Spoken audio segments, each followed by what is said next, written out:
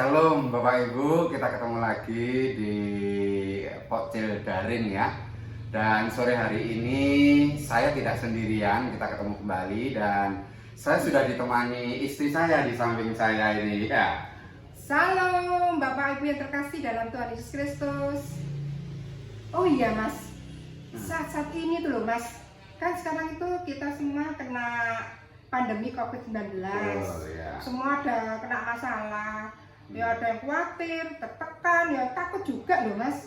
Nah, reaksi kita Mas menghadapi ini sebagai orang Kristen itu gimana Mas? Apakah kita itu cuek aja atau kita itu masa bodoh lah? Kan ini masalahnya nasional. Betul. Bahkan internasional ya. Gimana Mas reaksi kita sebagai orang Kristen? Begini, ya Bapak Ibu sekalian ya. Memang kita ini sekarang ini dalam masa-masa yang sangat sulit ya. Masa-masa pandemi COVID yang berdampak sekali luar biasa. Bahkan berdampak ekonomis seperti dikatakan sama istri saya tadi. Banyak orang-orang yang akhirnya kehilangan jobnya, kehilangan pekerjaannya, penghasilannya berkurang dan lain sebagainya. Nah betul, pertanyaan bagus dari istri saya tadi, bagaimana sikap kita ini sebagai orang-orang percaya, sebagai orang-orang Kristen ini, sikap kita apa cuek aja ya udah nanti kita running aja, flowing, ngalir aja dah gitu. Kita sore hari ini akan belajar Bapak Ibu. Yuk, pada jemaat yang luar biasa sekali, yaitu jemaat yang ada di Makedonia. Makedonia. Sama persis sebenarnya apa yang kita alami dengan yang dialami oleh jemaat Makedonia. Kita akan baca bersama-sama. Yuk, di dalam 2 Korintus pasal 8 ayat 1 sampai ayat 5. Ini suratan Rasul Paulus kepada jemaat yang ada di Korintus. Ya, kita baca ayat 1 sampai ayat yang kelima. Bunyinya, pelayanan kasih. Saudara-saudara, kami hendak memberitahukan kepada kamu tentang kasih karunia yang dianugerahkan kepada jemaat-jemaat di Makedonia. Selagi dicobai dengan berat dalam berbagai penderitaan, sukacita mereka meluap, dan meskipun mereka sangat miskin, namun mereka kaya dalam kemurahan. Oke, sampai ayat 2. Perhatikan Bapak Ibu. Sidang jemaat yang ada di Makedonia ini dipakai contoh teladan oleh Rasul Paulus untuk menguatkan jemaat yang ada di Korintus. Jemaat di Korintus itu jemaat yang sangat kaya raya. Nanti kita bisa lihat kaya dalam segala hal. Tetapi Rasul Paulus memakai sebuah contoh jemaat yang ada di Makedonia. Alkitab firman Tuhan mengatakan demikian. Saudara-saudara, kami hendak memberitahukan kepada kamu tentang kasih karunia yang dianugerahkan kepada jemaat-jemaat di Makedonia. Ada apa jemaat di Makedonia ini? Ayat yang kedua menjawab, selagi dicobai dengan berat dalam berbagai penderitaan. Selagi dicobai dengan berat, bayangkan Bapak Ibu, dan dalam berbagai penderitaan. Penderitaannya luar biasa sekali jemaat yang ada di Makedonia ini. Namun sukacita mereka meluap dalam menghadapi problem yang sangat pelik, dalam menghadapi penderitaan yang luar biasa. Jemaat ini tetap memiliki sukacita yang meluap. Dan perhatikan, dan meskipun mereka sangat miskin, perhatikan, sangat miskin jemaat di Makedonia, beda dengan jemaat yang ada di Korintus. Namun mereka kaya dalam kemurahan, luar biasa sekali. Ini sikap jemaat yang ada di Makedonia, sehingga Rasul Paulus ini merasa terberkati sekali dengan kondisi jemaat yang ada di Makedonia. Sekalipun mereka dalam pencobaan yang berat, namun mereka tetap meluap dengan sukacita penuh. Sekalipun mereka miskin, namun mereka kaya dalam kemurahan. Itu maksudnya. Oh iya Mas, saya mau tanya ini Mas, yang ayat kedua ini, apa sih maksudnya itu? Namun mereka kaya dalam kemurahan. Nah, Itu apa yang maksudnya, Mas? Gini, maksudnya kaya dalam kemurahan, kalau kita perhatikan di dalam ayat yang kedua, ya kan? Selagi dicobai dengan berat dalam berbagai penderitaan, sukacita mereka meluap. Dan mereka meskipun sangat miskin, namun mereka kaya dalam kemurahan. Apa yang dimaksud dengan kaya dalam kemurahan? Bapak Ibu, perhatikan ayat yang ketiga. Aku bersaksi bahwa mereka telah memberikan menurut kemampuan mereka, bahkan melampaui kemampuan mereka. Luar biasa. Kondisi sangat miskin, ya. Ayat 3 Rasul Paulus mengatakan mereka memberikan itu menurut kemampuan mereka, bahkan Rasul Paulus mengatakan bahkan lebih dari kemampuan mereka. Ayat keempat, coba baca ayat keempat.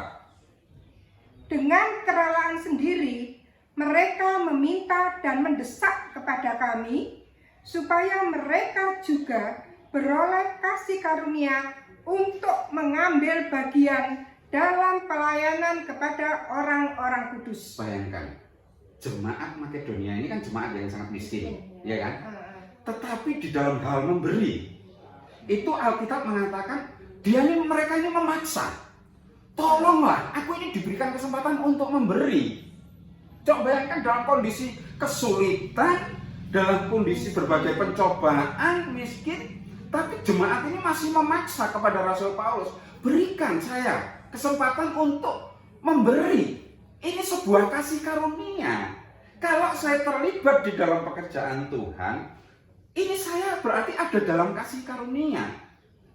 Rasul Paulus itu sampai heran. Mungkin ya kalau saya terapkan dalam saat-saat ini, Rasul Paulus ini istilahnya orang Jawa itu gak mentolo. Lihat, kita sendirilah. Kita lihat jemaat, saudara-saudara kita seiman dalam kondisi ekonomi yang begitu, terus tiba-tiba dia memberikan kepada kita. Kita tahu kondisinya dia, ya kan? Itu gak mentolo rasanya untuk menerima pemberian mereka, itu gak mentolo gitu loh. Udah, terima kasih udah terima kasih untuk bapak atau ibu aja, udah, saya sudah ada. Rasul Paulus mungkin berkata begitu ya, gak mentolo gitu kan. Tetapi jemaat di Makedonia bilang, enggak, saya harus memberikan ini, tolong diterima. Memaksa ya? Iya, memaksa. Jadi inilah yang dimaksud dengan jemaat ini berlimpah dengan kasih karunia luar biasa sekali, sehingga dalam kondisi miskin pun mereka terlibat di dalam pelayanan gitu loh.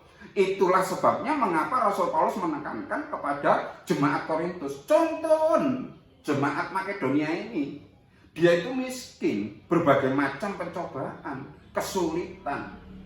Namun dengan kerelaan sendiri mereka meminta dan mendesak kepada kami supaya mereka juga beroleh kasih karunia. Mendesak loh mereka ini, luar biasa sekali. Ayat 5, baca ayat 5. Mereka memberikan lebih banyak daripada yang kami harapkan. Mereka memberikan diri mereka pertama-tama kepada Allah, kemudian oleh karena kehendak Allah juga kepada kami. Mereka memberikan lebih banyak daripada yang kami harapkan. Nah, rupanya Rasul Paulus melihat kondisi ekonomi jemaat yang ada di Makedonia ini, paling pemberiannya sekian lah gitu ya. Mungkin yang diharapkan Rasul Paulus itu, karena Rasul Paulus logis tahu kondisi jemaat Makedonia. Tetapi Rasul Paulus di sini menulis, mereka memberikan lebih banyak daripada yang kami harapkan. Dan yang lebih hebat, ayat ini mengatakan, pertama-tama mereka memberikan diri mereka. Mereka tidak hanya memberikan secara materi loh, tapi diri mereka diberikan untuk apa? Kepada Tuhan pertama-tama. Artinya mereka dalam kondisi terjepit begitu, saya tetap siap melayani Tuhan. Saya siap melayani pekerjaan Tuhan. Dan kemudian kepada kehendak Allah juga kepada kami. Di sini mengatakan demikian. Jadi luar biasa sekali jemaat yang ada di Makedonia ini. Gitu. Mas, sekarang dari uraian ini ya, dari firman Tuhan yang sudah di-sharekan ini, terus poin apa Mas yang sekarang kita peroleh itu? Kalau Mas jelaskan Mas.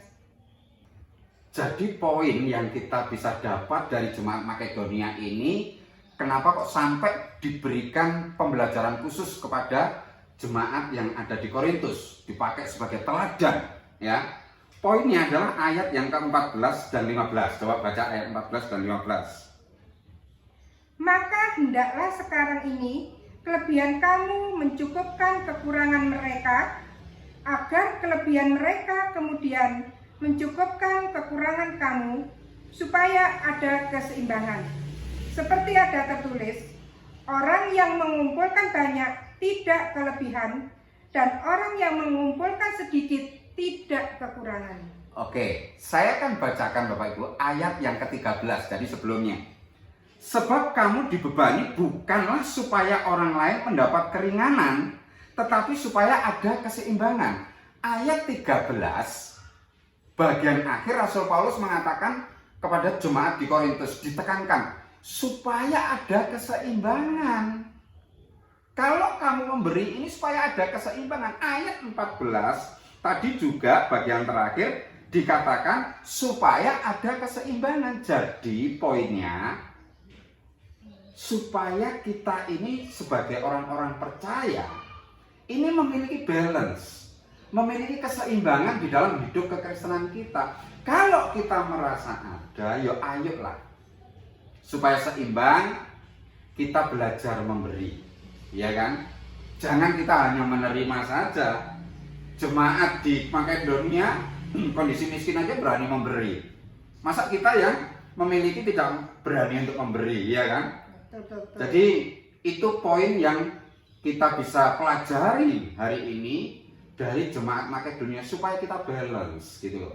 Baik kehidupan jasmani maupun kehidupan rohani di dalam kehidupan sehari-hari dan juga di dalam kehidupan pelayanan.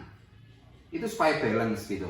Jadi perlu keseimbangan Bapak Ibu yang kekasih di dalam Tuhan Yesus Kristus. Jadi apa yang kita pelajari sore hari ini, bagaimana kita mencontoh jemaat yang ada di Makedonia, ya. Sekalipun dalam permasalahan, penderitaan, mereka penuh dengan sukacita, sekalipun mereka miskin, Alkitab katakan, tetapi mereka kaya dengan kemurahan.